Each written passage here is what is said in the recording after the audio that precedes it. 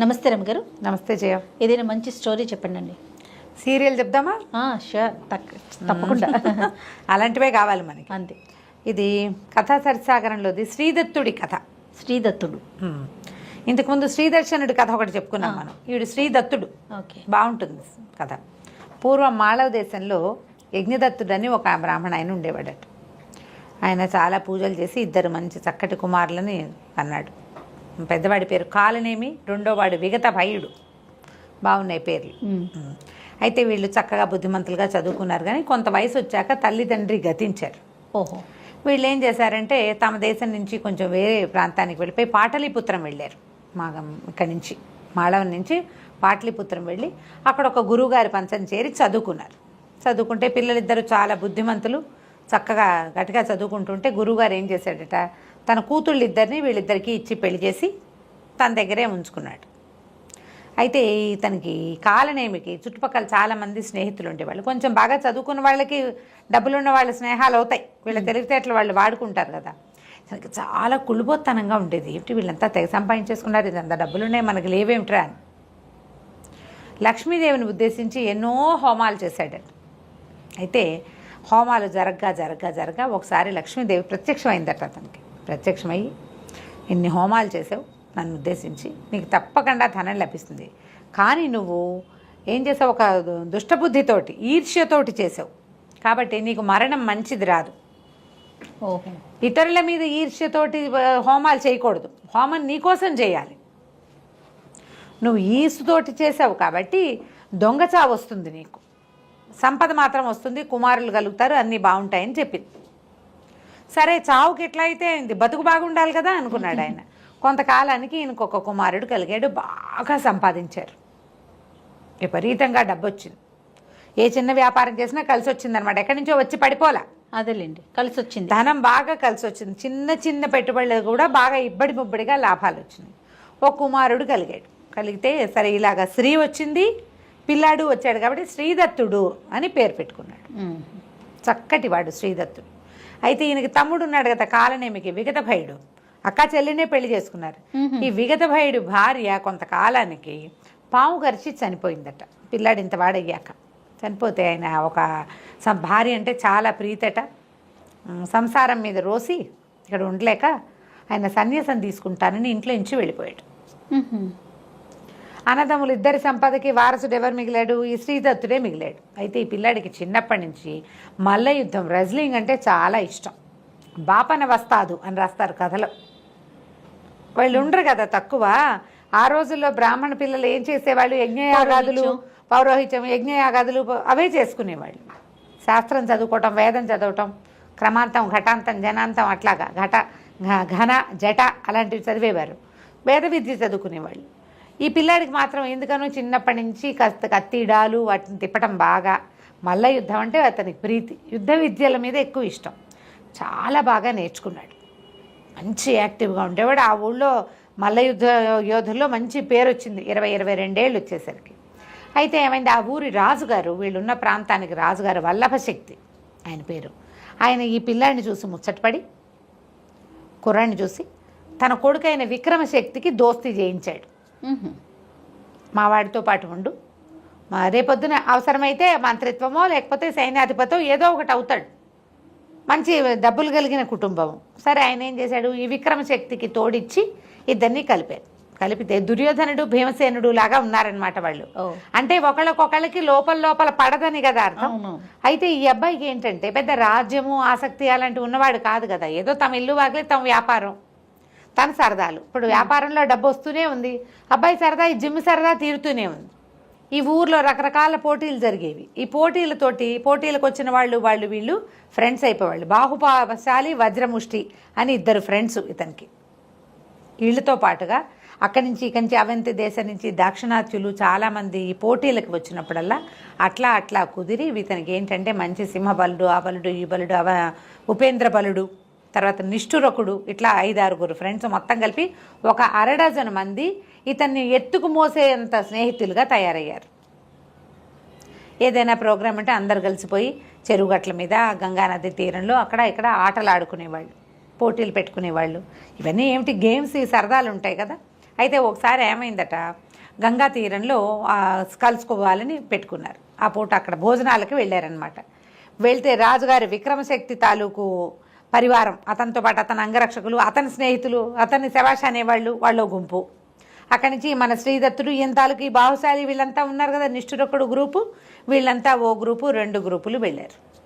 వెళ్ళేసరికల్లా అక్కడ ఏమైంది, ఆ ఆటలాడే క్రమంలో రాజు సైన్యాధిపతులు అట్లా ఒక చిన్న ఆటలాగా ఆడారు. ఈ ఆడేటప్పుడు వీళ్ళంతా ఏం చేశారు, మనలో వీడే కింగు అని చెప్పి శ్రీదత్తుడిని రాజుని చేసి తామంతా అతని సామంతులుగా ఆడారు. విక్రమశక్తి ఎలాగూ యువరాజు, అతని తాలూకు పరివారం అంతా అతన్ని రాజుని చేసుకున్నారు. 2 రాజులు మాట్లాడుకోవటము, 2 రాజులు యుద్ధం చేయటము, ఇలాంటి వ్యవహారం ఆడారు. ఆట వరకు చేస్తే ఈ విక్రమశక్తి కొళ్ళు మండిపోయింది. వీళ్ళిద్దరూ కలిసి ఫైట్ చేసేటప్పుడు రెండో వాడు రాజు కాదు, ఒక బ్రాహ్మణ అబ్బాయి. ఆ అబ్బాయి తగ్గాలి. వాడు వాళ్ళ యుద్ధం చేయటమే ప్రాక్టీస్ ఉన్నవాడు. వాడు ఎందుకు తగ్గుతాడు? వాడు తగ్గపోయేసరికి తనకు ఒళ్ళు మండిపోయింది. వీడు నన్ను మించిపోయేలాగా ఉన్నాడు, వీడిని ఎలాగైనా అణిచేయాలని అనిపించింది. స్నేహితులు కొందరు కూడా దానికి తగ్గట్టుగా, ఏంటి నువ్వు రాజకుమారుడివి, నువ్వు యువరాజువి, రేపొద్దున రాజు అవబోతావు, వీడేమవుతాడు, బ్రాహ్మణబాయ్, వీడు అయ్యేదేమిటి, మంత్రవుతాడు, పురోహితుడు అవుతాడు, అంతేగాని రాజావాడు కదా, నువ్వేమో రాకుమారుడివి, వీడితో నీకు పోటీ ఏమిటని, వీడు నీకు ఏ రకంగా సాటొస్తాడని ఇవన్నీ కొంచెం ఎక్కదీశారు ఈ విక్రమశక్తిని. వీడంతు చూద్దామని ఉంది ఆయనకి. అబ్బాయి ఇద్దరు దగ్గర వయసు వాళ్ళు, 22, 23 సంవత్సరాలు వాళ్ళు. సరే ఏమైంది, విక్రమశక్తి ఆట చాలించుకుని పరివారంతో వెళ్ళిపోయాడు. స్నేహితులంతా వీళ్ళు గంగా నదిలో ఈతలు కొట్టడానికి అక్కడే ఉండిపోయారు. ఇంతలో ఏమైంది, దూరంగా గంగలో ఎవరో ఒక అమ్మాయి తేలుతూ కనపడుతోంది. కొట్టుకుపోతున్నట్టుగా ఉంది, మునగానం తేలానంగా ఉంది. ఉండేసరికల్లా స్నేహితులంతా ఒరే అక్కడ చూడుంది, వద్దురా అంటున్నా కూడా వినకుండా ఈ శ్రీదత్తుడు ఏం చేశాడు, గంగలో అదే పనిగా పరిగెత్తాడు, లోపలికి వెళ్ళిపోయాడు. వీళ్ళు కేకలు పెట్టారు, వెనక్కొచ్చే వడి పెరిగిపోయింది, రారా అన్నారు. రాలేదు, పోలేదు. అక్కడ చుట్టుపక్కల చేరిన బెస్తవాళ్ళు వాళ్ళు ఉంటారు, బాబు అక్కడ అన్నీ సుడిగుండాలండి, ఆ అమ్మాయి అందులో పడిపోతుంది, ఈయన అయ్యగారు కూడా వెళ్ళిపోయాడని వాళ్ళు గోల్ పెట్టారు, లబో దిబోమన్నారు ఫ్రెండ్స్. వీళ్ళకి అతను ఆచూకీ దొరకలే. గంగలో దొరికినంత మేర ఇదేరు చూశారు, అమ్మాయి కానీ ఇతను కానీ దొరుకుతారేమో, వీరు దొరకలేదు. ఈ నీళ్ళల్లో మునిగిన వాడు అక్కడ దాకా వెళ్తే ఏమైంది, ఆ అమ్మాయి జడ పుచ్చుకున్నాడు.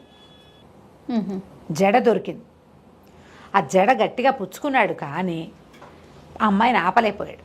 ఎక్కడికో దిగిపోయినట్టుగా అయిపోయింది. ఆ గంగలో మునిగిన వాడికి ఒక శివాలయం కనపడింది కింద. ఎక్కడో వెళ్ళిపోయాడు అనమాట లోపలికి. అక్కడ నీళ్లు లేవు, ఒక శివాలయం ఉంది. ఏ అమ్మాయినైతే జడ పుచ్చుకుని తను బతికించాడో ఆ అమ్మాయి కనపడలే, మాయమైపోయింది అది.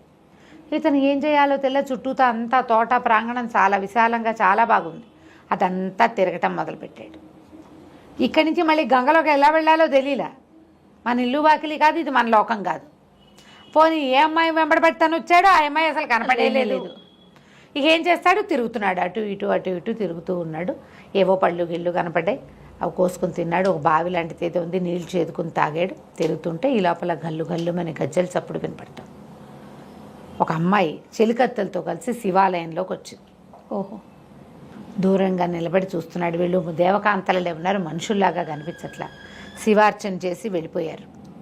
ఇతన్ని పట్టించుకోలే వాళ్ళు. సరే ఇతను ఏం చేశాడు, వాళ్ళ వెనకాల పడి వెళ్ళాడు. వెళ్తే ఒక పెద్ద రాజాంతఃపురం లాంటి అంతఃపురం.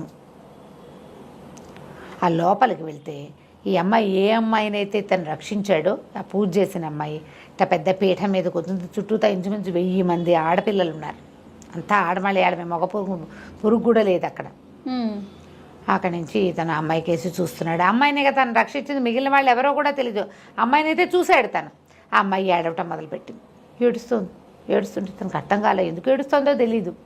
ఏదో రక్షిద్దామని చేశాడు తను, అంతకంటే చేసింది ఏమీ లేదు కదా. అక్కడి నుంచి ఎందుకమ్మా ఏడుస్తావు అంటే, ఏడవకి ఏం చేయం, మేము చాలా కష్టంలో ఉన్నాం, మేము మహాబలి మనవరాళ్ళం, బలిచక్రవర్తి మనవరాళ్ళం. మా తాతని విష్ణువు పాతాళానికి తొక్కేశాడు, మా నాన్నని విష్ణువే బాహుబాహు యుద్ధంలో ఓడించాడు. మాకేమో మమ్మల్ని మేము ఏం చేయాలో తెలియని దుస్థితిలో ఉన్నాము. అయితే ఈ నగరాన్ని మా విష్ణువు కైవసం చేసుకుని ఒక సింహాన్ని దీనికి కాపలా పెట్టాడు. మమ్మల్ని ఆ నగరంలోకి వెళ్ళనివ్వదు ఆ సింహం. మేము లోపలికి వెళ్ళడానికి వీల్లేదు, ఎప్పుడూ మేము ఆ గంగా నదిలో పడి ఏడవాల్సిందే, నగరం బయట ఉన్న అంతఃపురం ఇది ఉద్యానవనం, ఇందులో ఉంటున్నాము. నగరం లోపలికి వెళ్ళాలి. వెళ్తే మా తాతది అది, మా తాత పాలించే నగరం. మేము అక్కడ హాయిగా ఉండగలుగుతాం, మా సొంత ప్లేసు. ఆ ప్లేస్ని తప్పించుకుని మేము ఇక్కడ ఉండిపోవాల్సి వచ్చింది.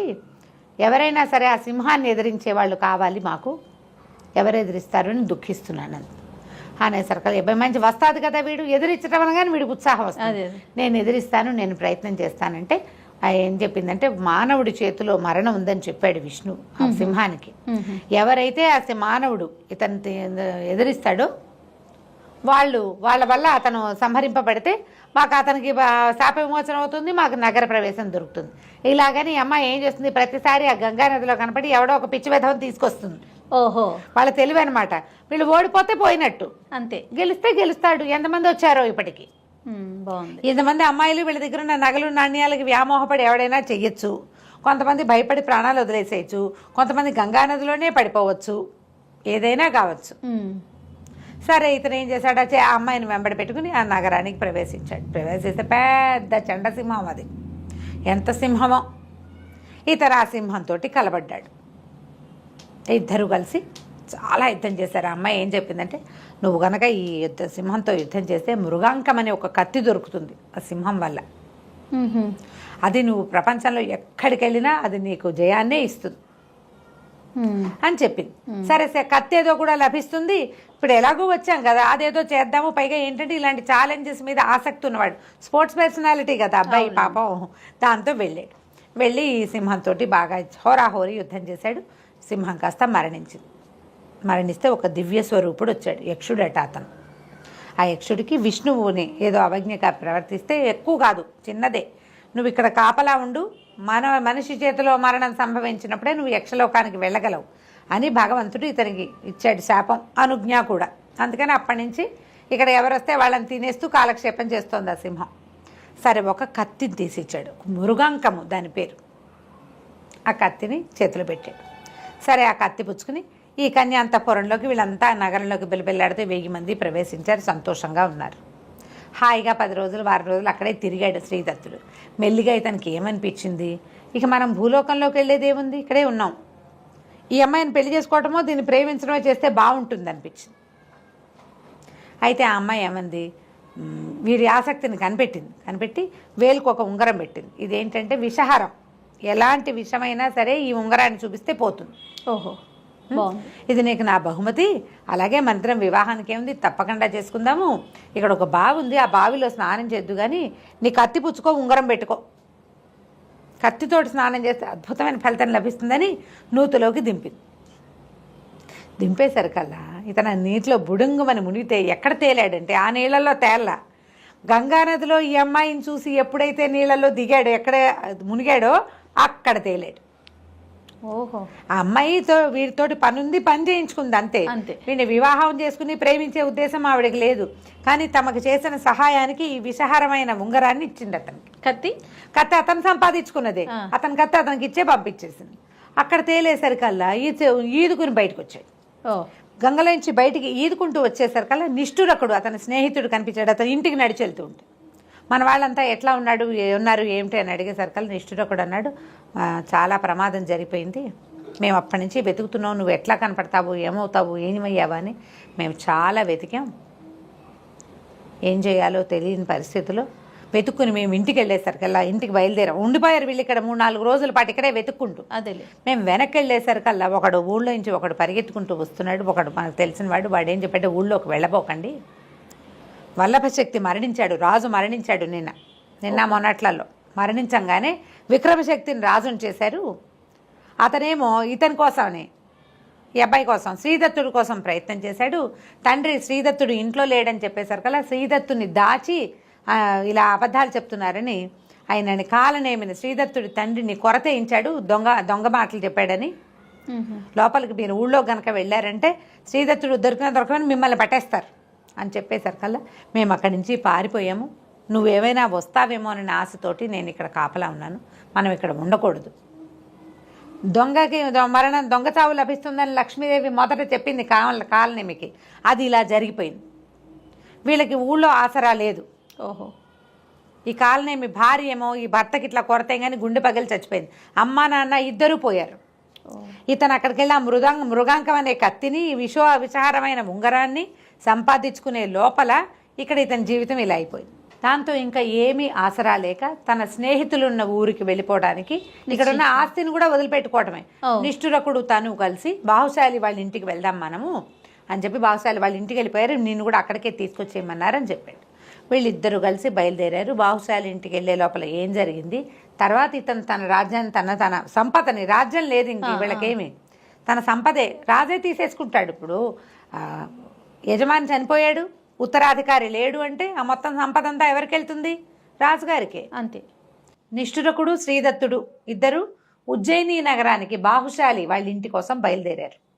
అయితే వెళ్ళే దారిలో వీళ్ళు చాలా దుఃఖంగా ఉంది ఇతనికి. అమ్మ నాన్న చచ్చిపోవడానికి కారణం అయ్యాడు రాజు, వాళ్ళకి ఏ ప్రతిక్రియ నేను చేయలేకపోయా. ఆస్తంతా రాజు లాగేసుకుంటాడు, జరిగిపోయేది అది. ఇప్పుడు నేను ఇక్కడికి వచ్చి నేను ఏం చేయాలి? ఎంత బాధగానో ఉంది, ఏం చేయాలో తెలియదు. సరే నడిచిపోతూ ఉన్నారు. పోతూ ఉంటే ఒక స్త్రీ, ఒక ఆవిడ ఒక్కతే వెళ్తోంది. ఎవరమ్మా ఏమిటో దుఃఖిస్తోంది. ఏమిటమ్మా అంటే నేను మాళవానికి వెళ్ళాలనుకుంటా, దారి తప్పిపోయాను అని చెప్తే సరే అది ఎలా ఉంది, ఉజ్జయినికి వెళ్ళే దారులు అంతా ఏదో పాడు పడిపోయినట్టుగా అట్లా ఉన్నది, ఏదో ఒక నగరం లాగా ఉంది కానీ ఏమీ లేవు అక్కడ. ఈ స్త్రీని ఏమన్నాడు, పోనీనేమో మేము ఉజ్జయిని వెళ్తున్నాము, మాతో పాటు రా, ఈ రాత్రికి మేము ఒక పాత ఇల్లులాగా ఏదో ఇక్కడ పడుకుంటాము, మాతో పాటు నువ్వు కూడా అక్కడ పడుకో, రేపు ఉదయం లేచి అటువైపుకి వెళ్ళే దారి ఆ వైపు వెళ్ళే వాళ్ళు ఎవరైనా కనబడితే వాళ్ళతో వెళ్దు కానీ చీకటి పడిపోయింది కదా అన్నాడు. ఈ స్త్రీ కూడా ఆవిడ ఏదో ప్రౌఢ, ఒక 35-40 సంవత్సరాల దాకా కనపడుతున్నాయి. వీళ్ళు ఇద్దరు నిష్ఠురకుడు శ్రీదత్తుడు ఇద్దరు ఆహారం ఏదో తీసుకున్నారు, ఆవిడ కూడా ఏదో పెట్టారు, లోపల పోయి పడుకున్నారు. పడుకునేసరికల్లా ఈ 3:30-3:30 అట్లా అయ్యేసరికి శ్రీదత్తుడికి వాళ్ళ అమ్మ నాన్న కల్లోకి వస్తున్నారు. బాగా అలసిపోయాడు, పడుకోగానే నిద్ర పట్టింది. కానీ నాన్న అమ్మో కల్లోకి వచ్చి మెలకు వచ్చింది. మెలకు వచ్చేసరికల్లా అదంతా చుట్టుపక్కల ఏదో విచిత్రమైన వాసన వస్తున్నట్టు, అటు ఇటు చూసేసరికల్లా ఆ స్త్రీ ఎవరైతే ఉందో ఆ అమ్మాయి ఆ నిష్ఠురకుడిని తింటోంది. ఒక రాక్షసి స్వరూపంలాగా ఉంది. దగ్గరికి దూరం నుంచి చూస్తే ఆ అమ్మాయి అనుకున్నాడు, దగ్గరికి వెళ్ళి చూస్తే ఏముంది, రాక్షసి తినేస్తుంది, నిష్ఠురకుడిని చంపేసింది. అక్కడి నుంచి ఇతను కంగారు పడ్డాడు, ఏం చేయాలి? అప్పుడు అతనికి మృగాంకం కత్తి ఉంది కదా, ఆ కత్తి పుచ్చుకుని ఆవిడ మీద కలిపడ్డాడు. కలిపడితే మళ్ళీ విదిలించేసుకొని మళ్ళీ నిష్ఠురకుడి మీద పడిపోతుంది. పడిపోతుంటే ఏం చేశాడు, వెనక నుంచి ఇట్లా సీగ పట్టుకుని మెడ నరకబోయాడు. నరకబోయేసరికి ఎప్పుడైతే ఈ సీగ పట్టుకున్నాడో జుట్టు పట్టుకోగానే వెంటనే పెద్ద మోతొచ్చి ఆ రాక్షసి మాయమైపోయి ఒక అప్సరస ప్రత్యక్షమైంది. నేను అప్సరసని అయినా అప్సరసని నన్ను చంపద్దు, నాకు ఒక శాపం ఉంది, కౌశికుడనే మహామునికి చాలా తపస్సు చేసుకుంటుంటే నన్ను ఆయన్ని మోహింపజేయడానికి పంపించారు. నేను ఎంత అందంగా నాట్యం చేసి, ఎంత బాగా పాడి, ఎంత బాగా వీణ వాయించినా ఆయన నాకేసి చూడలేదు. తపస్సు భగ్నం చేయాలి, అది మా పని. అందుకని నేను ఈ అందాల రూపాన్ని వదిలిపెట్టేసి రాక్షసి రూపం ధరించి ఆయన్ని భయపెట్టడానికి పెద్ద పెద్దగా కేకలు పెట్టాను. ఆయన అది చూసి కళ్ళు తెరిచి, నువ్వు రాక్షసి వైపో, ఈ రూపంతో నన్ను బెదిరిస్తావా, విరుచుకు తిను కనపడ్డ వాళ్ళందరినీ, ఎవడైనా మానవుడు నీ సిగబడితే కానీ నీకు సరి రూపం రాదన్నాడు. అప్పటి నుంచి నేను ఇక్కడే ఉండి ఈ నగరంలో ఉన్న జనాలందరినీ తిన్నాను. నేను అదంతా నగరం ఉన్నవాళ్ళందరూ తినేసింది, అది ఉన్నాను. ఎవడైనా నా సిగబట్టే మానవుడు వస్తాడేమో అని చూస్తూ నువ్వు నా సిగబట్టుకోవటం వల్లే నాకు విముక్తి వచ్చింది అని చెప్పి నీకేం కావాలో కోరుకోండి, నాకేం కావాలమ్మా, నిష్ఠురకుడిని బతికించు, వాడు ఒకడే నాకు ఇప్పుడున్న దిక్కు అంటే నిష్ఠురకుడిని బతికించింది. ఆ బతికిన నిష్ఠురకుడిని తీసుకుని ఇతను మెల్లిగా ఉజ్జయిని నగరానికి వెళ్ళిపోయాడు. తెల్లవారేసరికల్లా ఉజ్జయినికి బయలుదేరారు. నడుచుకుంటూ పోయి ఆ బాహుశాలి వాళ్ళ ఇంటికి చేరారు. బాహుశాలి ఇంట్లోనే ఇతని తాలూకు స్నేహితులు మిగిలిన వజ్రముష్టి, ఉపేంద్రనాథుడు వీళ్ళంతా అక్కడే ఉన్నారు, స్నేహితులంతా ఉన్నారు. ఇక వాళ్ళతో పాటు ఉండిపోయారు. బాహుశాలి వాళ్ళ నాన్న అని బాగా చక్కగా చూసుకున్నారు. అయితే ఆ కాలంలో ఉజ్జయిని నగరానికి శ్రీబింబకుడు అనే ఒక రాజు ఉండేవాడు. శ్రీబింబకి ఆయన పేరు, బింబకి. ఆ రాజుగారికి మృగాంకవతి అని ఒక మహాసౌందర్యవతి అయిన కూతురు ఉందట. వీళ్ళు సరదాగా కాలక్షేపం చేస్తున్నారు. ఇక్కడ వీళ్ళకి సద్యోగాలు ఏం లేవు. అక్కడ ఉన్న జిమ్ ఒకటి ఉంది, వాళ్ళకి నేటివ్ జిమ్స్ ఉండేవి అప్పట్లో, వ్యాయామశాలలు, వాటికి తిరుగుతూ ఉండేవాళ్ళు. అయితే ఒకసారి ఏమైంది, వసంతోత్సవం ఏదో జరిగింది. వసంతోత్సవంలో రాజకుమార్తెని కనపడింది ఇతనికి. కనపడితే ఇతని మనసు ఆమె ఎందు లగ్నం అయిపోయింది. అంతకుముందు ఇతను విద్యుత్ ప్రభను చూశాడు. ఎక్కడ ఆ సముద్రంలో దొరికింది కదా ఒక ఆవిడ, అవును, బలిచక్రవర్తి మనవరాలు విద్యుత్ ప్రభ ఆవిడ పేరు. విద్యుత్ ప్రభ మీద కొద్ది రోజులు గడిపాక మనసు వచ్చింది ఇతనికి, ఇక్కడే ఉన్నాను కదా ఈమెను చేసుకుందామని. కానీ ఈ మృగాంకవతిని మాత్రం చూడగానే ఇతని మనసు దోచుకుంది అమ్మాయి. ఒక మూడు ఆఫ్గా ఉండిపోయాడు. సాయంకాలం ఏమన్నారు స్నేహితులు, ఏరా అయ్యా ఇలా అయిపోయావు, నువ్వు డల్గా ఉన్నావు, పద ఆవిడ ఉద్యానవనంలో ఉంటుంది రాజకుమార్తె, చూద్దాం అక్కడికి వెళ్ళాను. కుర్రాళ్ళు అట్లా చేస్తారు కదా, ఆ అమ్మాయి అక్కడ ఉంది బీటేద్దామని తీసుకుపోయారు. తీరా వీళ్ళు అక్కడికి ఉద్యానవనానికి వెళ్ళేసరికల్లా వీళ్ళకి ఒక స్నేహితురాలు కూడా ఒక అమ్మాయి కనిపిస్తుంది, విభావకి అనేటువంటి ఒక చెలికత్తె కూడా ఉంది. ఈ అమ్మాయి ఆ చెలికత్తె బాలు ఆడుకుంటున్నారు, ఉన్నట్టుండి కేకలు పెట్టారు ఆడవాళ్ళంతా.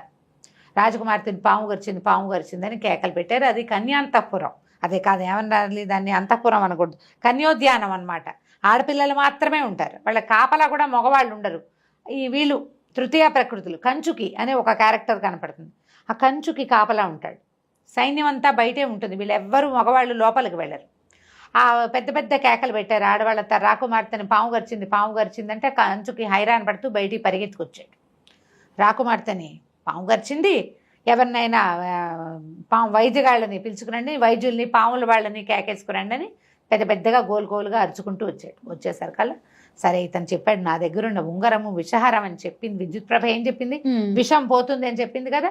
అక్కడి నుంచి బాహుశాలి వీళ్ళు కేకలు పెట్టారు, మా దగ్గర ఒక స్నేహితుడు ఉన్నాడు, మా దగ్గర ఉంగరం ఉంది, అతనికి మంత్రం కూడా తెలుసు, ఎలాంటి విషయాన్నైనా ఆ పాము ఈ మంత్రం పనిచేసేస్తుంది, ఉంగరం పనిచేస్తుందని కేకలు పెడితే ఈ కంచు గెంచేశాడు, రా నాయన అని చేతులు పుచ్చుకొని లోపల తీసుకెళ్ళాడు. ఆ పావు గరిచి పడిపోయి నురగలు కక్కుతున్న రాకుమార్తెకి ఆ ఉంగరాన్ని తగిలిచ్చేసరికల్లా విషం హరించిపోయి రాకుమార్తె లేచి కూర్చుంది. వెంటనే నిమిషంలో ఏం అవలా, సమయం పట్టింది కానీ జరిగిపోయింది. ఓకే, అందరూ కేరింతలు కొట్టారు, బతికేసింది ఇంకేమిటన్నారు. అంతా వెతికి పావును చంపేశారు. చంపి తగలబెట్టేసి రాకుమార్తెని అంతఃపురానికి తరలించారు. రాజుగారు తెలుసుకున్నాడు జరిగింది ఏమిటి, ఇది చాలా బాగుంది, మంచి పని చేశాడు ఈ అబ్బాయి ఎవరో అని చెప్పి రాకుమార్తెను బతికించినందుకు ఆమె ఎత్తు ధనాన్ని ఇచ్చాడట వీళ్ళకి. ఇతను ఏం చేశాడు, బాహుశాలి వాళ్ళే పేరెంట్సే కదా తన్ని ముంచుకున్నారు, వాళ్ళ అమ్మా నాన్న తను అట్ట పెట్టుకున్నారు ఇంట్లో. ఈ సంపద అంతా బాహుశాలి వాళ్ళ ఇంట్లో అప్పచెప్పాడు, మీరే ఉంచుకోండి, మమ్మల్ని ఇంతకాలం నుంచి పోషిస్తున్నారు, ఇంకా మేము ఇక్కడే ఉంటాం కదా అని. అయితే ఎంతసేపు ఇతనికి ఆ అమ్మాయి వస్తూ ఉండేది. ఈ అబ్బాయి బ్రాహ్మణుడు, పైగా సొంతది లేక ఇక్కడికి వచ్చి ఉన్నాడు. రాకుమార్తెని అడిగితే వివాహం ఎట్లా కుదురుతుందో, అవునవును, రాజు ఏమంటాడో. అయితే మిగిలిన వాళ్ళు అన్నారు, అదేమిటి గాంధర్వ వివాహం, ముందు రాక్షస వివాహం తర్వాత గాంధర్వ వివాహం చేసుకోవచ్చు, రాకుమార్తెని తీసుకెళ్ళిపోదాం, అసలు ముందు ఆవిడకి మనం నీ మీద ఇంట్రెస్ట్ ఉందో లేదో కనుక్కో. ఈ లోపల ఏమైంది, ఆ విభావకి అనేది ఈవిడ చెలికత్తి ఉంది, ఆ చెలికత్తి వచ్చింది. నేను చూసినప్పటి నుంచి మా రాకుమార్తెకి నీ మీదే మనసుంది, ఆమె ఎలాగైనా నిన్ను కలుసుకోవాలనుకుంటుంది. అప్పట్లో ఇలా ఉండేది, అమ్మా నాన్న హ్యాండ్ ఇచ్చి వెళ్ళిపోతుండే వాళ్ళ అమ్మాయిలు. తర్వాత ఏమైందో ఏ కథలోనూ తెలియదు మనకి.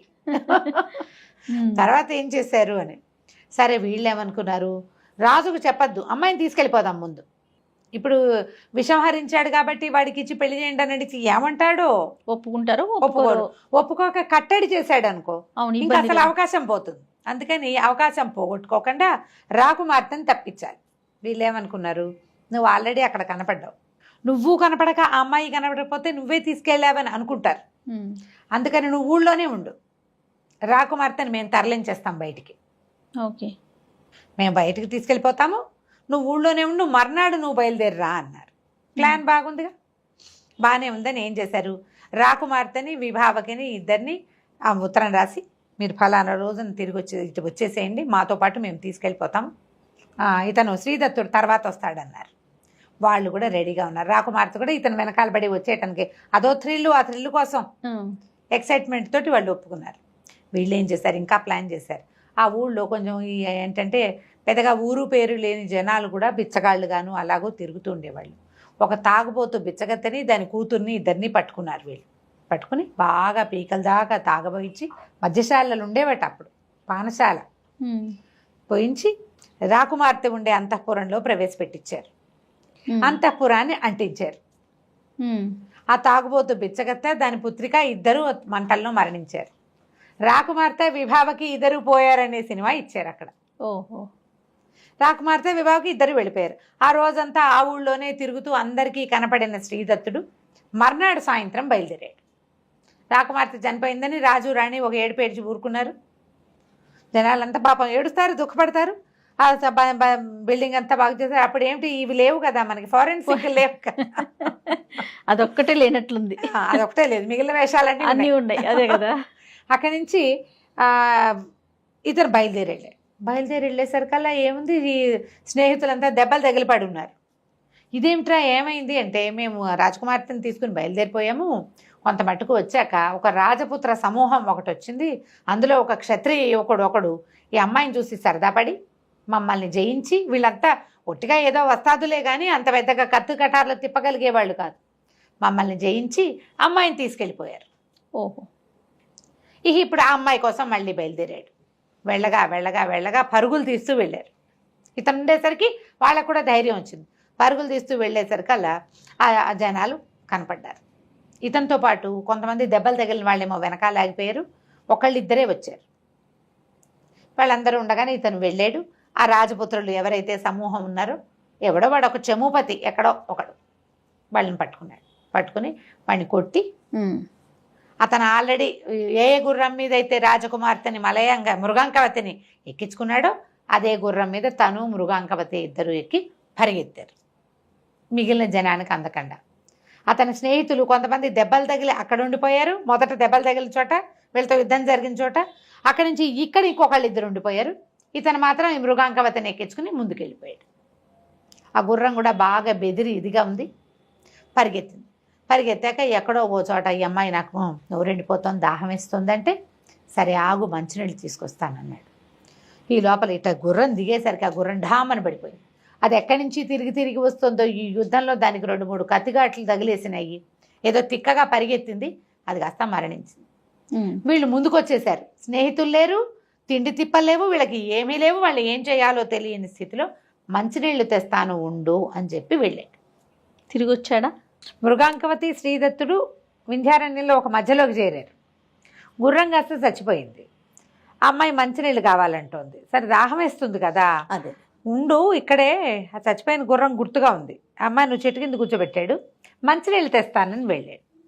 ఇంతలో సూర్యాస్తమయం అవుతూ ఉండగా ఇది జరిగింది. ఈయన నీళ్ళకి ముందుకు వెళ్ళేసరికల్లా సూర్యుడు వాలిపోయాడు. అడవుల్లో ఏమిటంటే సూర్యుడు కొంచెం కుంగాడంటే చెట్టుకింద చీకటి పడిపోతుంది. అప్పటిదాకా ఏంటో వెలుగున్నట్టే ఉంటుంది, ఒక్క దెబ్బకి మొత్తం చీకటి. ఈయనకి మంచినీళ్ళు అయితే దొరికాయి కానీ దారి దొరకల. ఆ మృగాంకవతి ఎక్కడుందో వెతికి తిరిగి ఎట్లాగో తెల్లవారుజాముకి తన గుర్రం చచ్చిపడి ఉన్న చోటికి వచ్చాడు. తెల్లవారుజాము అంటే 3:30-4 అయ్యేసరికి వెలుగు రావడం మొదలు పెడుతోంది. చచ్చిపడిన గుర్రం అక్కడే ఉంది, మృగాంకవతి లేదు. ఈ అమ్మాయి కోసం అటు ఇటు వెతకడం మొదలుపెట్టాడు. చెట్టు ఎక్కి చూద్దాం అనుకున్నాడు. ఈ అమ్మాయి కోసం వెతికి హైరాణలో తన దగ్గర కత్తి ఉంది కదా, మృగాంకము, దాన్ని కింద పెట్టేశాడు. కత్తి కింద పెట్టేశాడు. చెట్టు ఎక్కేసరికల్లా ఏమైంది, ఒక బోయేవాడు కనిపించాడు. ఆయన ఒట్టి బోయేవాడుగా కాకుండా ఏదో కింగ్లీ ఫీలింగులతో ఉన్నాడు, కొంచెం ఇదిగా ఉన్నాడు. నగ అది డిఫరెంట్గా ఉంది, అతను పెట్టుకున్న తలపాగా కూడా డిఫరెంట్గా ఉంది. ఎవరు ఏమిటని కేకేశాడు. అతను దుఃఖంతో దిగొచ్చి, నా భార్య ఇక్కడే ఉండాలి. ఏమిందంటే, అయ్యో నీ భార్య నా అమ్మాయి, ఈ పక్కనే ఒక పల్లె ఉంది, పల్లెకి చేరింది మీ ఆవిడే, మరి నువ్వు ఏం చేస్తావంటే బయలుదేరి, ఇప్పుడు నా పరివారం కొంత ఉంది, కొంత అతనితో పాటు కొంత పరివారం అని చెప్తూ కిందున్న కత్తి తీసి చేతపుచ్చుకున్నాడు. కత్తి తను తీసుకుని, నువ్వు వెళ్ళు, నీ కత్తి నా దగ్గర ఉండీలే, నేను ఉంచుకుంటాను, దుఃఖంతో ఉన్నావు, కత్తే మోస్తావు అవును కదా పాపం, అంచేత కొంత పరివారంతో కలిసి మా బోయపల్లెకి వెళ్ళిపో, అక్కడ ఉండు, నేను వస్తాను, మీ భార్య కూడా అక్కడే ఉందని చెప్పాడు.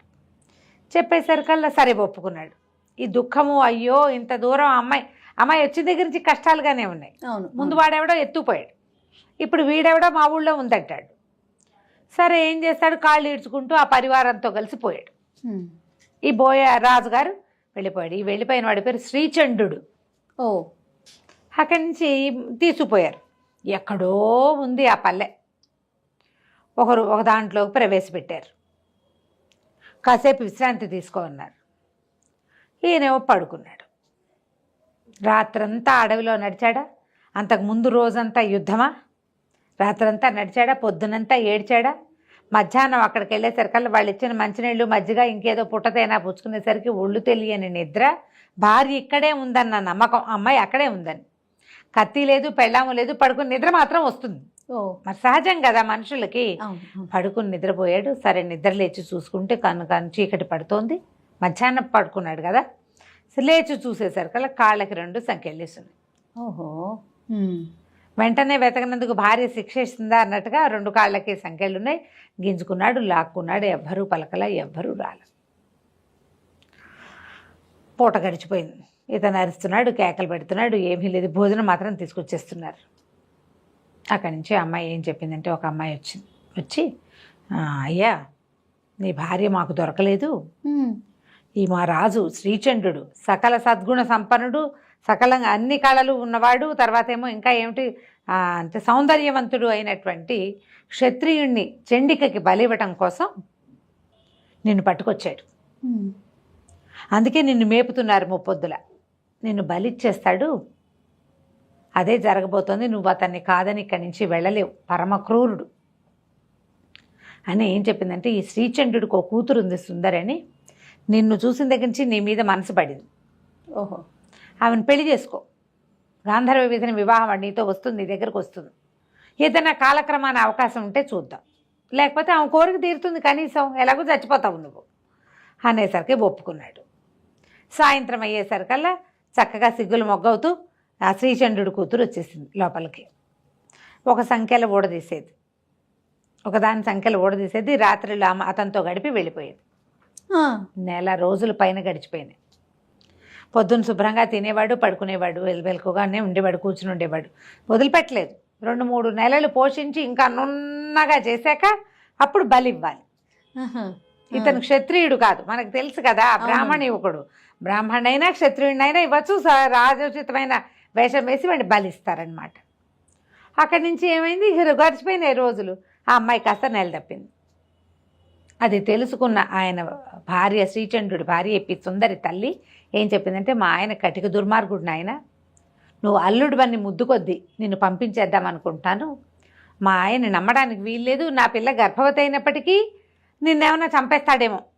ఎందుకంటే చండికకి మాట ఇచ్చున్నాడు, ఓకే, ఒకడిని బలేస్తానని. అయితే నువ్వు వెళ్ళిపో, పారిపో, ప్రాణాలు దక్కించుకో కనీసం. మా పిల్లలాಗೂ గర్భవతి వాళ్ళలో ఆ తప్పులు ఏం లేవు బహుశా అని చెప్పేసి ఒకనాటి రాత్రి సంఖ్యలు ఊడదీసి అతన్ని పంపించేస్తుంటే అతను చెప్పాడు, మీ ఆయన దగ్గరున్న కత్తి నాది, నాకు అది పాతాళ లోకంలో లభించిందని ఆవిడకి చెప్పాడు. ఆవిడ ఏమందంటే, నేను గుర్తుగా ఉంచుతా, నువ్వు ఏ నాటికైనా తిరిగి వస్తే నీ కత్తి నీకే అప్పచెప్తాం, పారిపోమనేసరికి ఇతను రాత్రి ఆ పల్లెలోంచి పారిపోయాడు. మళ్ళీ తన గుర్రం ఎక్కడ చచ్చిపడుద్దో అక్కడికి వచ్చాడు. ఇక వెతకటం మొదలుపెట్టాడు చుట్టూతా. ఇంతలో ఒక పల్లెకారుల యువకుడు, ఒక అతను వృద్ధుడు, అంటే నడివయసువాడు ఒకడు కనపడ్డాడు. నీవేమైనా శ్రీదత్తుడివా అని అడిగాడు. అవును, నా పేరు నీకెలా తెలుసు అంటే, నీ భార్యే కదా మృగాంకవతి అంటే అవునన్నాడు. ఆ రోజున ఒకరోజు రాత్రి మృగాంకవతి నాకు ఇక్కడ కనపడింది, నీకోసం వెతుకుతుంటే మా పల్లెకి తీసుకెళ్ళా. మా పల్లెలో ఒక బ్రాహ్మణ ఆయన ఉన్నాడు. ఇక్కడున్న బోయపల్లె కాదు, ఇది మామూలు పల్లె. అయితే ఆయనకు అప్పచెప్పా, నువ్వు ఫలానా అని చెప్పి ఆయన దగ్గరికి వెళ్ళమన్నాడు. ఆవిడకి 100 థ్యాంక్స్లు చెప్పి ఎక్కడో అక్కడ ఇక్కడ దొరికిన నీళ్లు తాగి కాయా కసలు తిని ఆ పల్లె వైపుకి నడవటం మొదలుపెట్టాడు శ్రీదత్తుడు. దానికోసం వెతుకుడు, ఈ అమ్మాయి కోసం వెతుకుతూ 1.5 నెలలు అక్కడ ఉండిపోయి దాని వరకు గర్భాన్ని కూడా ప్రసాదించి వచ్చాడు ఈయన. సరే ఆ పల్లెటూరుకి వెళ్ళేసరికల్లా ఆ పల్లెలో ఉన్న బ్రాహ్మడు అన్నాడు, అయ్యా నా దగ్గర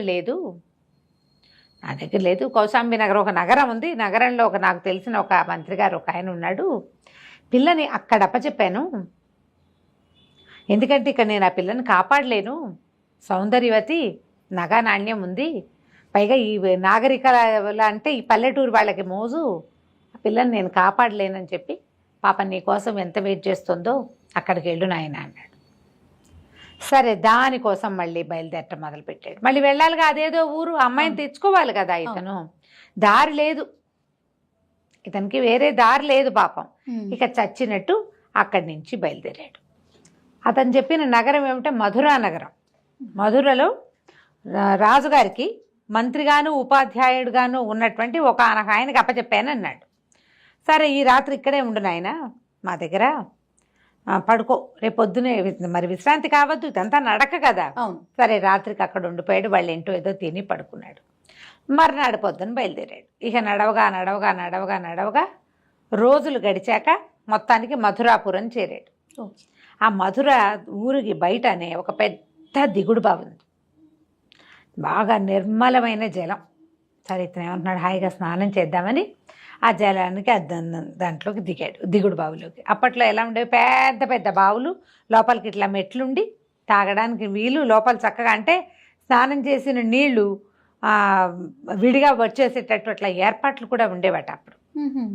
కిందకి వెళ్ళి అందులో దిగి స్నానం చేశాడు, కాస్త దాహం తీర్చుకున్నాడు, నీళ్ళు పోసుకున్నాడు. అక్కడి నుంచి ఏం చేశాడు, పైకి వచ్చి కాస్త విశ్రాంతిగా కూర్చున్నాడు. కూర్చునేసరికల్లా అక్కడ ఒక ఉత్తరీయం ఒకటి కనపడింది. దానికి ఒక నగ కట్టి ఉంది. ఇతను బట్టలు తడిసిపోయినాయి కదా, ఆ ఉత్తరీయం కొత్తగా ఉండేసరికల్లా ఆ బట్ట తీసుకుని ఒళ్ళు తుడుచుకుని ఆ ఉత్తరీయాన్ని భుజాన్ని వేసుకుని వచ్చాడు. ఆ నగను చూడలేదా? ఆ నగ మీద దృష్టి లేదు అతనికి. దానికి ఏదో ఒక నగ మాత్రం కట్టి ఉంది. ఎవరిదో మనకేం తెలుస్తుంది, అది దొంగ వస్తువో దొర వస్తువో చూస్తే తెలియదు కదా, ఎవరికైనా పట్టుబడ్డప్పుడు తెలుస్తుంది. ఎప్పుడైతే ఇతను ఊళ్ళోకి ప్రవేశించాడో, ఇతను ఉత్తరీయాన్ని కొసన వేళ్లాడుతున్న ఆ వస్తువు చూడంగానే ఈ రోడ్డు మీద అక్కడక్కడ ఉన్న వ్యాపారస్తులు వాళ్ళు ఇదిగో ఇదే నగ, రాజుగారి నగ అని చెప్పుకోవటం మొదలెట్టారు. ఒక ఎవడో పోలీస్ స్టేషన్కి, అదే సైనికాధికారికి కబురు చేశాడు. వాడు కాస్త చూసి పట్టేశారు. దొంగతనం జరిగింది, వాటిలలో ఒక నగ వీడి దగ్గర ఉందంటే దొంగల్లో వీడు కూడా ఒకడనమాట. అంతే కదా. ఏదో పరాకును భుజం మీద వేసుకున్నాడు. నువ్వు ఎక్కడి నుంచి సంపాదించే వాళ్ళ ప్రశ్నలు వేసేవాళ్ళు కదా, నగ దొరికిందంటే ఇక పట్టేయటమే. దొంగే. అక్కడి నుంచి ఈయనకి ఊరేశారు, అదే శిక్ష వేశారు, మరణశిక్ష. మధ్యస్థానానికి తీసుకుపోవటం మొదలుపెట్టారు. అయితే ఈ మంత్రి గారింట్లో నువ్వు ఉన్నటువంటి అమ్మాయి మృగాంకవతి బయట వాకిలి వరండాలో సందడిగా ఉంటే చూడ్డానికి వచ్చి నుంచోటం ఏమిటి, కనపడేసరికల్లా ఏముంది, వెళ్తున్న వాడిని చూసేసరికల్లా లపోదీపమని ఏడుచుకుంటూ లోపలికి పరిగెత్తింది. ఆ మంత్రి గారికి చెప్పింది, నా భర్తే, అతన్నే తీసుకెళ్తున్నారు, ఆయనకేం కర్మ, ఏదైనా దొంగతనం చేయాల్సిన కర్మ ఏమీ లేదు అని కేకలు పెట్టి ఏడ్చింది. ఏడవగానే మంత్రి గారు బయటకు వచ్చాడు. మధ్యస్థానానికి తీసుకుపోతున్న వాడి శిక్షను ఆపిచ్చాడు. రాజు కబురు చేశాడు, వీడెవడో దారి తప్పి ఉన్నవాడు, నా దగ్గరున్న పిల్ల కోసమే వచ్చాడు, ఇతను ఇది కాదు అని. సరే అక్కడి నుంచి అతన్ని శిక్ష తప్పించారు.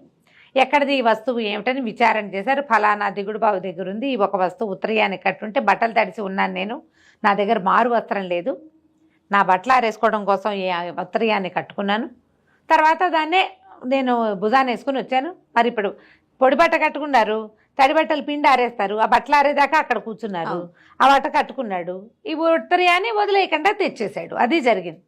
సరే అతన్ని విడిపించారు. విడిపించి తన ఇంటికి తీసుకెళ్ళాడు. ఈ పిల్ల నా దగ్గర ఉందని చెప్పడానికి పంపించి మా దగ్గరికి రమ్మన్నాడు. ఆ ఇంటికి వెళ్ళేసరికల్లా ఈ శ్రీదత్తుడు గుర్తుపట్టాడు. ఈ మంత్రి ఎవరు, ఇతని బాబాయ్. ఓహో. మొట్టమొదటి కథ మొదటి భాగంలో పావు గరిచింది భార్యకి విగత భయుడు. అతను ఎక్కడెక్కడెక్కడికో మారి ఇక్కడ చేరాడు. అయ్యో నా పింతండ్రి అనేసరికల్లా ఆయన కూడా పిల్లాన్ని గుర్తుపట్టాడు. ఒకళ్ళనొకళ్ళు కావలించుకున్నారు, మృగాంకవతిని కావలించుకున్నాడు, ఒకళ్ళకొకళ్ళు దొరికారు, బాబాయ్ కూడా దొరికాడు. దాంతో అక్కడ కొద్ది కాలం ఆగారు. శ్రీదత్తుడి బాబాయే కనిపించాడు, విగత భయుడు. ఆ విగత భయుడే ఈ అమ్మాయికి ఆశ్రయం ఇచ్చిన మంత్రి. ఎవరికి, మన మృగాంకవతికి. మృగాంకవతిని ఆ ఊర్లో నుంచి బ్రాహ్మణాన్ని తెచ్చి ఒక చోట పెట్టారన్నాడు కదా, అది ఈ బాబాయ్ అనమాట. ఆయనేమో సరే ఒకళ్ళనొకళ్ళు చూసి చాలా సంతోషించారు. తర్వాత ఇతను తనకు ఎట్లాగా నగరం నుంచి బయటికి వెళ్ళిపోవాల్సి వచ్చిందో, తన తండ్రికి ఎలాంటి దుర్భరమైన మరణం వచ్చిందో చెప్పుకుని దుఃఖించాడు. మిగతా బయట, నాయన నువ్వు బాధపడకరా నాయన, మీ నాన్న లక్ష్మీదేవిని సాధించినట్టుగానే నేను ఒక యక్షిణిని సాధించాను, యక్ష విద్య. ఆ యక్షిణి నాకు 5,000 గుర్రాలు 5 కోట్ల దినారాల ధనము ఇచ్చింది. అదంతా నీదే, నాకేమైనా సంసారమా పిల్లలా, నా దగ్గర ఉంది, అదంతా నువ్వే తీసుకుందు కానీ, సంతోషంగా ఉందు కానీ, మనం ఏదైనా చేద్దామన్నాడు. సరే ఇతను అప్పుడు వీళ్ళకి ఇచ్చి పెళ్లి చేశాడు. వీళ్ళిద్దరూ కలిసి వచ్చారు కానీ వివాహం చేసుకోవాలి.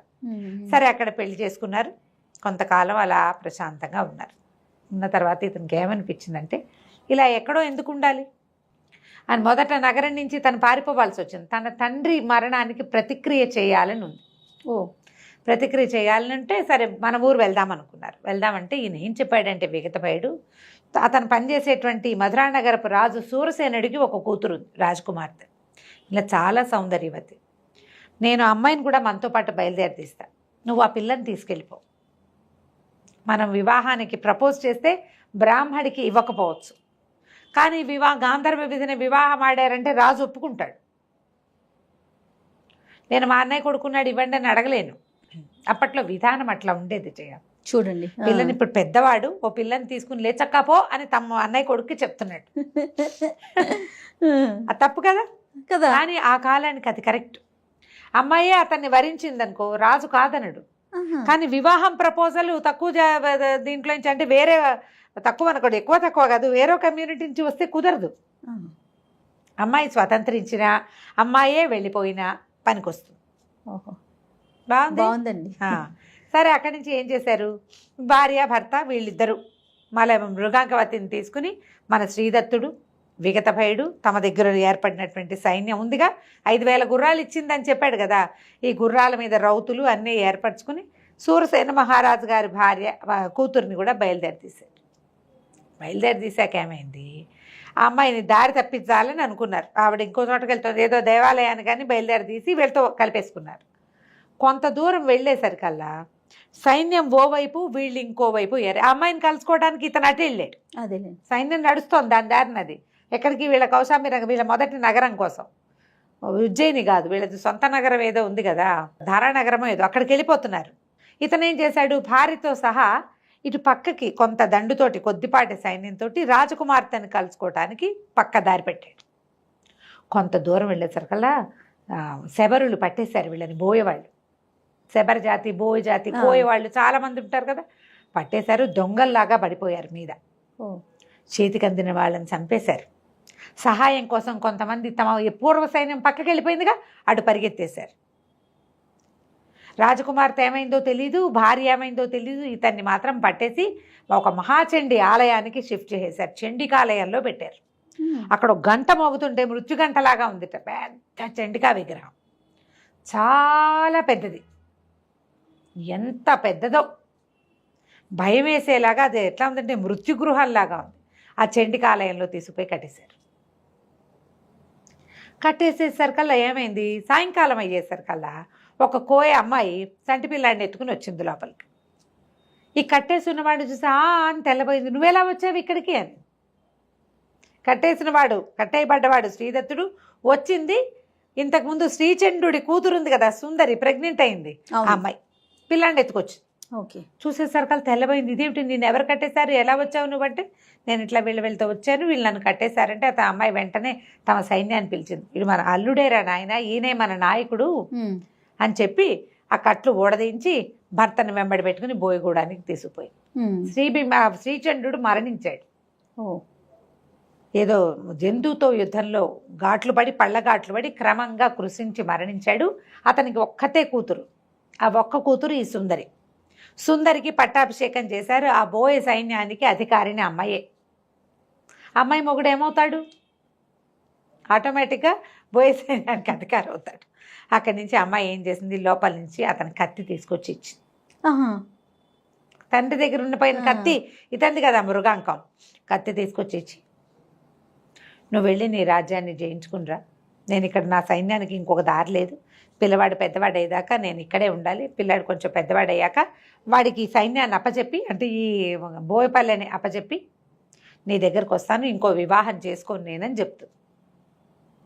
ఇతనే భర్తగా అమ్మాయి ఉందన్నమాట. ఆ కాలంలో ఇలా ఉండేవాళ్ళు. ఇప్పుడు ఇందాకటి కాలం మనం ఏం చెప్పుకున్నాం, లేచకపోమని చెప్పటం, అది తప్పు. కానీ చూడు, కొద్ది రోజులు గడిపి రాజులు వెళ్ళిపోతే మరణించేదాకా వాళ్లే భర్తలుగా ఉండే జాతి. మనం దీంట్లో చూస్తాం, మహాభారతంలో హిడింబి, ఆవిడ రాక్షస కాంత, భీముడితో గాంధర్వ విధిని వివాహం చేసుకుంది. వాళ్ళ అమ్మ అన్నయ్యలు ఉన్నారు, తమ్ముళ్ళు ఉన్నారు కాబట్టి దండలు మార్చుకుని పెళ్లి చేసుకుని ఉంటారు. ఆవిడకు ఒక సంతానం కలిగేదాకానే ఉన్నారు. సంతానం కలిగాక భీముడు వచ్చేసాడు. ఆ తర్వాత మళ్ళీ భీముడు వెళ్ళి హిడింబిని కలిసిన కథ అసలు మనకు కనపడదు. కానీ ఆవిడ భీముని భార్య, ఆ పిల్లవాడు భీముడు కొడుకు. మళ్ళీ ఆవిడ పెళ్లి చేసుకున్న దాఖలాలు లేవు, ఎక్కడా లేవు. మత్స్యవ్యాయోగం అని భాసుడు రాసినటువంటి ఒక నాటకం ఉంది. ఆ భాసనాటక చక్రంలో, భాసనాటక చక్రం చాలా అద్భుతమైన బోల్డ్ అని రకరకాల నాటకాలు ఉన్నాయి. అందులోది ఈ మధ్యమ వ్యాయోగం. అందులో భీముడు వెళ్ళి ఘటోత్కచుడిని హిడింబిని కలిశాడన్న ఒక కథ, నాటకీయమైన ఒక కథ రాశారు. అలాంటి కథల్లో తప్ప మహాభారతం మెయిన్ థింగ్లో అసలు వీళ్ళు వాళ్ళు కలిసిందే లేదు. అతను మాత్రం తన తండ్రి తన బాబాయిలు యుద్ధం చేస్తుంటే వాళ్ళకి సహాయం చేయడానికి వచ్చి మరణించాడు ఘటోత్కచుడు. మరి మన ఘటోత్కచుడు కుమారుడు కూడా వచ్చాడు తన తాతల్ని హెల్ప్ చేయడం కోసం. చూడు ఇది ఎట్లా ఉంది. అవును అవును. మన అర్జునుడు వెళ్ళి నాగకన్య ఉలూచిని వివాహం చేసుకున్నాడని, ఇంకెవరినో వివాహం చేసుకున్నాడని, బభ్రువాహనుడు పుట్టాడని, వాళ్ళు కూడా వీళ్ళకి భార్యలుగా అలాగే ఉండిపోయారు. మళ్ళీ పెళ్ళిళ్ళు అవి లేవు. మన కాశీ మజిలీ కథల్లో కూడా అంతే.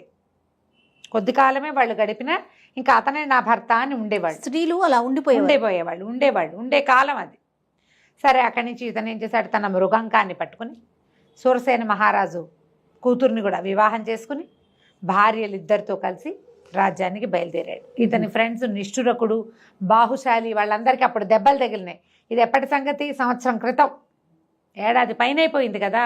మృగాంకవతిని తీసుకొచ్చేటప్పుడు జరిగిన యుద్ధాల్లో వాళ్ళందరికీ దెబ్బలు తగిలినాయి. అందరూ దెబ్బలు తగ్గించుకుని ఉన్నారు, ఇతను ఎప్పటికైనా కనపడతాడేమోనని. ఎప్పుడైతే ఇతని దగ్గర నుంచి కబురు వచ్చిందో వాళ్ళంతా కూడా తలా ఒక పక్క నుంచి బయలుదేరి వచ్చారు. కబురు రావడంతో ముందు బాటలు వాళ్ళు అట్లా పాసాన్ చేసుకుంటూ వెళ్ళారు. వెళ్ళేసరికల్లా అక్కడి నుంచి ఏం చేశారు, విక్రమశక్తి ఎవరు, ఈ మన ఇతని తండ్రిని సంహరించినటువంటి రాజుగారి కుమారుడు, ప్రస్తుతం రాజుగా ఉన్నవాడు, అతని మీదకి యుద్ధానికి వెళ్ళి తన పాత మావగారు అంటే మృగాంకవతి తండ్రి అయిన శ్రీబింబకి, ఆ రాజుకి కబురు చేశాడు. మీ అమ్మాయి సేఫ్గా నా దగ్గర ఉంది, నేను వివాహం చేసుకున్నా, వీళ్ళ మీద యుద్ధానికి వెళ్ళబోతున్నాను, ఇలా విగత భయుడు మా బాబాయ్ అని మొత్తం ఉత్తరాన్ని రాయించాడు. వాళ్ళు కొంత సైన్యాన్ని పంపించారు తమ అల్లుడికి హెల్ప్గా. రాజకుమార్తె ఇతను వివాహం చేసుకుందని తెలియంగానే మళ్ళీ మధురా నగరానికి రాజైనటువంటి సూరసేనుడి దగ్గర నుంచి కూడా కొంత సైన్యం వచ్చింది. ఈ ఇన్ని సైన్యాలతోటి విగత భయుడు ఇచ్చినటువంటి ఆ మహాసైన్యంతో ఇతను వెళ్ళి ఈ నగరం మీద యుద్ధం చేసి, దారానగరం మీద మొత్తానికి విక్రమశక్తిని సంహరించి ఆ రాజ్యానికి రాజయ్యి తన స్నేహితులను అక్కడ కొంతమందిని ప్రతిష్ఠ చేసి, ఇప్పుడు శ్రీబింబకి ఆడపిల్లలే, సూరసేన మహారాజుకి ఆడపిల్లే, ఈ 3 రాజ్యాలకి రాజయ్యి ఎంతో కాలం హాయిగా ఉన్నాడు. కథ కంచికి మనం ఇంటికి. సూపర్. నమస్తే రమగారు. నమస్తే.